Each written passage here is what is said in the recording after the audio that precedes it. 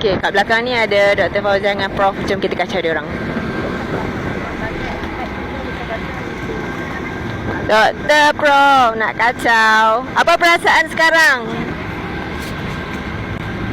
Happy to see Dr. Maziah insyaAllah on the Madeline. Tapi sedih juga sebab kita ramai-ramai 8 orang atas kapal yang besar, whereas she is alone on a smaller boat.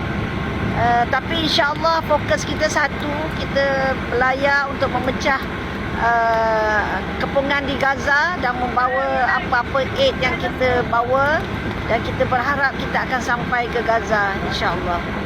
Prof, apa perasaan sekarang? Sekarang alhamdulillah kekal bersemangat, dan bersyukur dah sampai ke sini, dan kita dah menghampiri Thousand Madeline dengan kapal-kapal.